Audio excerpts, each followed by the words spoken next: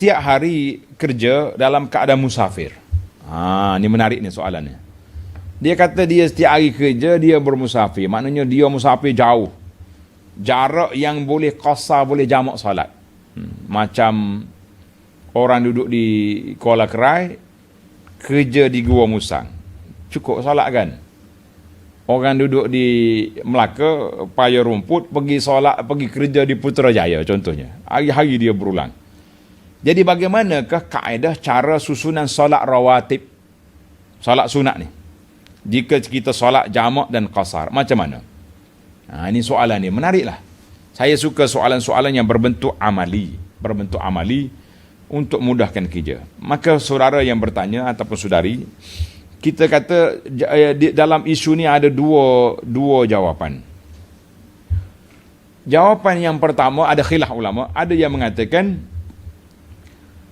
Nabi SAW apabila qasar dengan jamak, dia tak ada lagi solat sunat rawatib. Solat sunat rawatib. Sebagaimana yang dilakukan oleh Ibnu Umar. Ibnu Umar radhiyallahu anhu kata di Asim bin Umar, dia kata aku berjalan dengan abang dia Abdullah bin Umar. Abdullah bin Umar solat zuhur 2 rakaat. Jadi dia solat zuhur qasar kan. Kemudian dia tak solat. Dia pun tak solat sunat. Orang tanya dia, Syekh, dia tengok ada orang lain duk solat sunat selepas solat jamak qasar. Dia tanya, solat apa tu? Solat sunat, Syekh. Kata Ibn Umar, lau kuntu musabbihan, kalau aku nak solat sunat, baik aku solat sempurnakan solat 4 rakaat tu, solat zuhur tu. Kemudian dia riwayat, dia kata apa? Inni sahibtu Rasulullah. Aku dah berjalan bermusafir dengan Nabi sallallahu alaihi wasallam. Boleh musafir berjalan dengan Nabi sallallahu alaihi wasallam. Fi safar falam yazid ala rak'ataini. Nabi solat 2 rakaat ya zuhur. Tak ada lagi ba'diyah qabliyah zuhur. Hatta qabadahu Allah. Sehingga Nabi wafat. Aku ikut Abu Bakar pula, sama juga. Ikut Umar juga, sama juga. Uthman pun sama juga. Allah Ta'ala sebut dalam Quran, laqad kana lakum fi Rasulillahi uswatun hasanah. Maka menunjukkan kepada, kalau kita tengok kepada laporan ini, menunjukkan Nabi kita sallallahu alaihi wasallam tidak solat sunat qabliyah ba'diyah di dalam musafir. Kecuali solat sunat fajar. 2 rakaat fajar Nabi tak tinggal. Nabi kita lakukan solat sunat fajar ketika musafir dan juga ketika duduk di mana-mana, di kampung. Itu ada juga yang mengatakan Nabi kita solat duha, sebagaimana Hanif cerita ketika pembukaan kota Mekah Nabi solat duha.